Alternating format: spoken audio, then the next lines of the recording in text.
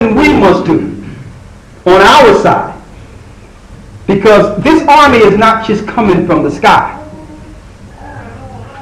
This army is not just coming from the sky. Some of us in this earth, or probably in this room, will be a part of this army that will go throughout this earth, taking these nations down, one by one. It tells you in Ezekiel that we're going to go throughout the earth for 7 years, burning all their weapons. So they think they have technology. It's nothing. The Lord says we'll be able to fall on a sword and live. So what your gun's going to do? And I know people are looking at us like, man, what's wrong with you? You have to realize we have degraded as what they would call a being since the fall of Adam. We're not even on a level of Adam where even after Adam died, people were living up to 1,000 years. Think about that. There wasn't people just dying of cancer and all these things. People would live their whole life. Near 1,000 years. But we've been degraded to the point where we think that we cannot be nothing greater than what we are. They know that we can do some wonderful things linked to the Most High. Not only that, you're not going to have to worry about these bodies. We will shed these bodies and be what we were meant to be from the beginning when Christ returns. So you're not going to be fighting with these flimsy little bodies here. You're not going to get tired and sweating. Sit there, I'm going to hold up 1 second. I'll be right there in a couple of minutes. Things are not going to work out like that. We will be changed. Corinthians 15 tells us this. So there's a recruitment going on within the earth for the Most High's army. And they know this too. The battle in this earth is for what's up here. Because Yeshua told us, anything we think is possible if we have the faith of a mustard seed. So if we believe we can do it, it can be done. But this society teaches us limits all the time to keep us in the spirit of fear. To limit your mind. We don't even use 80% of our mind to its capability. Let alone what's going to happen when Christ and the Most High return us to our real form. I'm going to tell you, man, we can do some wonderful things. Man, we're going to be running through people, man. I'm telling you, running through them. We did it before. Look at David's army. Go to war and no man die in a war. That's impossible. And that was before the changed bodies. What the Most High will be with us. We will be changed in a twinkling of an eye. Then Christ's going to say, okay, it's time, let's go. We know they're hiding out in their caves and their bunkers. Let's go get them. And it's going to be feast day at that time. Like, okay, we have no problem. Where George Bush at? He hides, ducking, laying under a cave somewhere.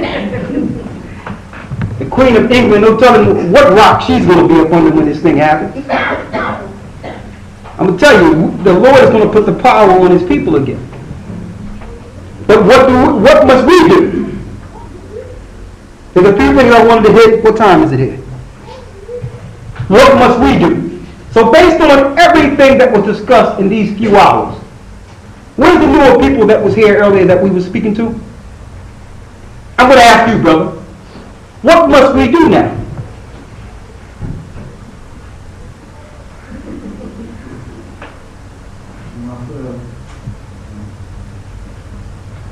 You don't know? What must we do? Fight for our rights. Fight for our rights. Oh, I don't think that's going to happen. Why did we fall as a people? Somebody got a Bible next to that, brother? Read Deuteronomy 32 and 21. This is going to give you a hint. This will hit you up.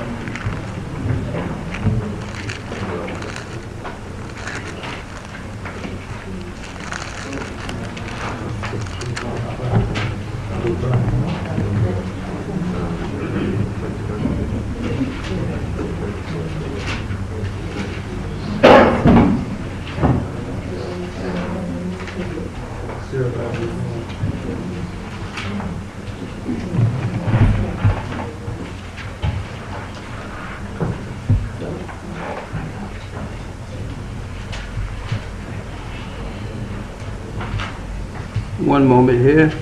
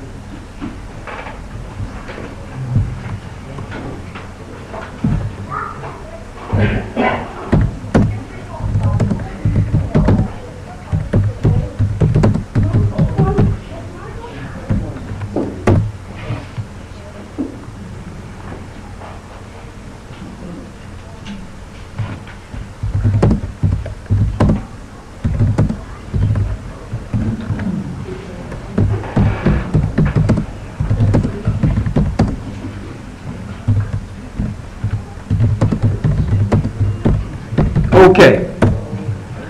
Get Deuteronomy 32 and 21. Let's see why the Most High did what he did. Deuteronomy chapter 32, verse 21. Read it. They have moved me to jealousy with that which is not the Most High. Remember earlier, brother, I was going into how we are converted into all these religions?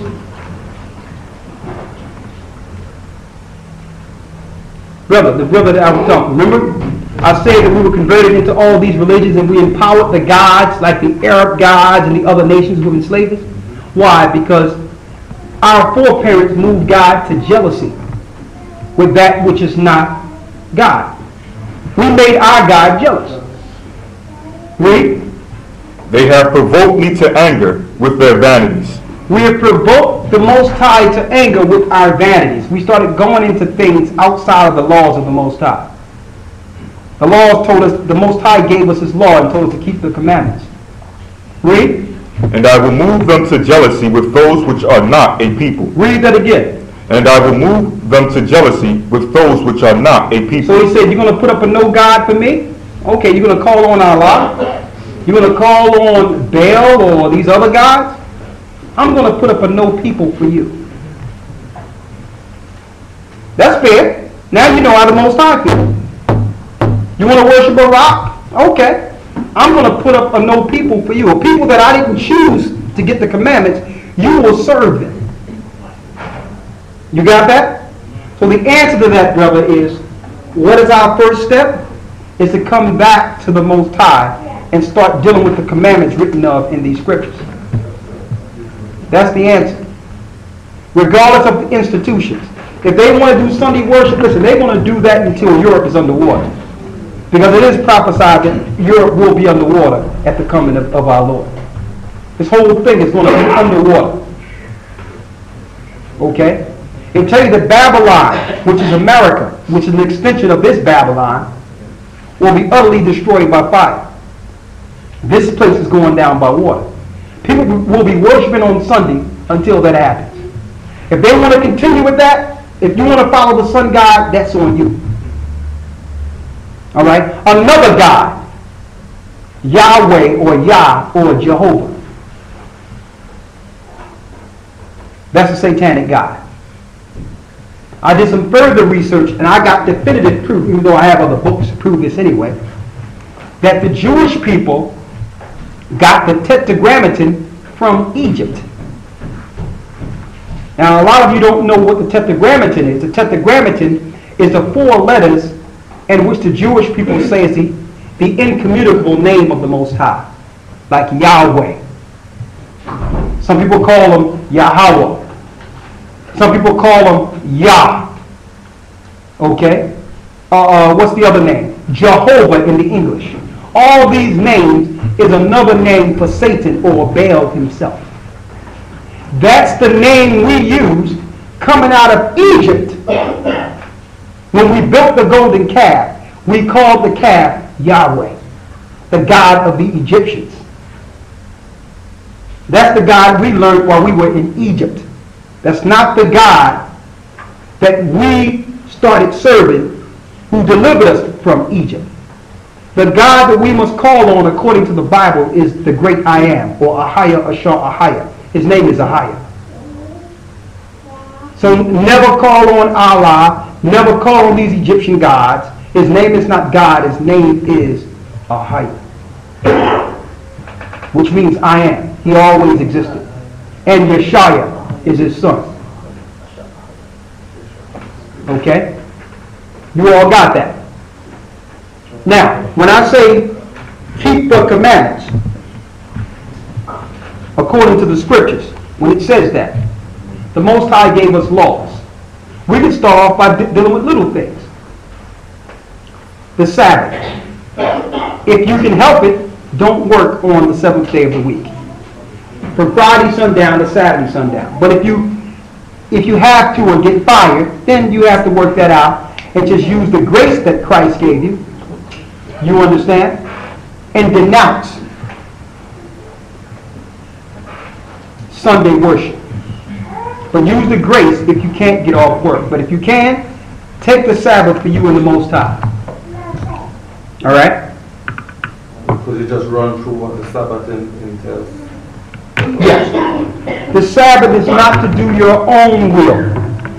Like to go out shopping and go and doing the things that you love on the Sabbath. It's abstaining from your own will. And it's resting or doing the will of the Most High.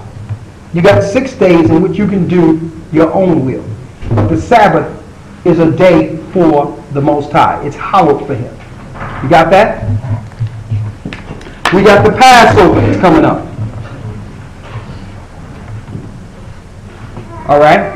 Now we looked at the calendar according to the lunar calendar, and it's officially sundown the 17th. But a lot of people have their venues. They've written it for the 16th, but it's official when you count the days. The Passover is the true day of worship and acknowledgement of the Most High in our exodus out of Egypt. We are the people that came out of Egypt. We are the same exact people. All right? There were no Jewish people. Listen, there's no such thing as Jewish people in the Bible. There was no Jewish people that walked through the Red Sea. Our foreparents in the past walked through the Red Sea. We are the children of Israel. That's who we are. So we have to come back to our understanding. And that's why you all are here, because you brothers have to become leaders and bring forth this word. And have this thing going and be on the Sabbath, reading out of the Sabbath. So what's going to happen going forward, starting next week, we're going to take 1 hour before we go into the lesson, before brothers go into the lesson, and every man over 12 read out of the law. So that y'all can start getting used to it. All right? The next thing is to understand, some people might have a problem with Yeshaya or Christ, but understand according to the law, it was sanctioned or it was prophesied that the Most High would send someone to die in order for us to get this information again, in order for us to receive the promises. Now, none of us were worthy. Our foreparents wasn't worthy. So what the Most High did was send the original spirit he created in the heavenly realm, and that came into the earth and became that Lamb without blemish, so that we could one day come to the Father, because the law mentioned that there's no redemption without bloodshed. So someone had to die. So we must acknowledge and understand the truth of Christ. We must acknowledge that. And also, we have to take on his blood to protect us in this time, as Moses put the blood on the door during the time of our exodus out of Egypt. The death angel passed those that had the blood on their door. So we're putting Christ's blood on us, so that when the death angel passed this time, we're not fearful of what the New World Order will do, because the death angel will pass us on our way into the promised land. So you can understand. Now this gives you a newfound understanding of Christ.